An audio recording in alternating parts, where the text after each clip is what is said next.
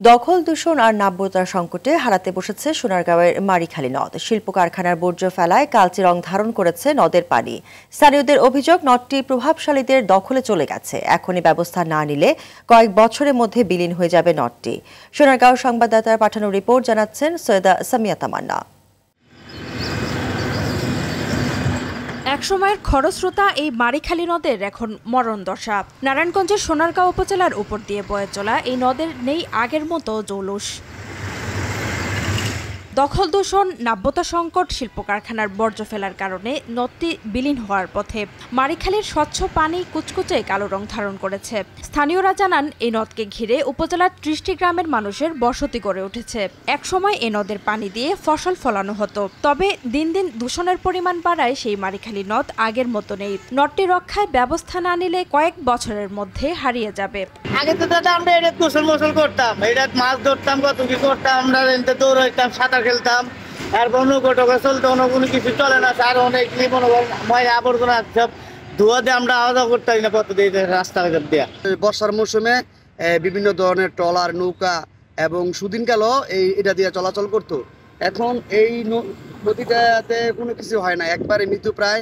এই নদীর রাস্তার দুই ধারে বিভিন্ন ধরনের ময়লা আবর্জনা ফালানোর কারণে যে এই নদীটা এই সাইড দিয়া পুরো নদী একেবারে নষ্ট হয়ে গেছে। নদীর পানি একেবারে কালো হয়ে গেছে। আগে এখানকার পানি সবাই ইউজ করতো, গোসল করতো, খাবার পানি নিত, সবকিছু করতো। কিন্তু বর্তমানে এই ময়লা আবর্জনা লেগে আমরা আসা যাওয়া অনেক কষ্টকর। পাবলিক আসতে চায় না, প্যাসেঞ্জার আসতে চায় না। আমার খুব দুর্ভাগ্য হয়, এই ময়লা যা নিষ্করণ হয় সেই ব্যবস্থা করার জন্য কৃতজ্ঞতাকে আমরা দাবি করছি। গৃহস্থরা কাজ করবে দূর থাকে, এই দুর্গন্ধে এই নদীর কাছে আসাই যায় না। এবং আস্তে আস্তে এই নদীটা বরফ হয়ে যাচ্ছে ময়লা আবর্জনার কারণে। মাঝে মাঝে এমন দুর্গন্ধ আসে, মনে হয় যে বমি আসতে আছে। পানির যে অবস্থা, এখানে কোনো উদ্ভিদ জন্মগ্রহণ করতে পারে না স্বাভাবিকভাবে, আর মাছ তো দূরের কথা। যে এখানে পরিবেশটা খুবই বাজে এবং নোংরা অবস্থা।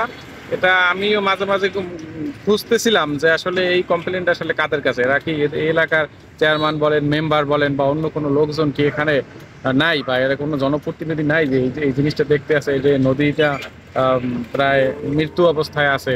নদটিকে স্বাভাবিক অবস্থায় ফিরিয়ে আনার দাবি পরিবেশ রক্ষা উন্নয়ন সোসাইটির। আমরা চাই যে এই মারিখালী নদীটি দূষণ এবং দখল থেকে উদ্ধার হোক। সংশ্লিষ্ট অধিদপ্তর যারা আছে তাদের সুনজর পড়লেই আসলে আশা করি যে এই জায়গার যে নদীটা আছে এই নদীটা উদ্ধার হবে।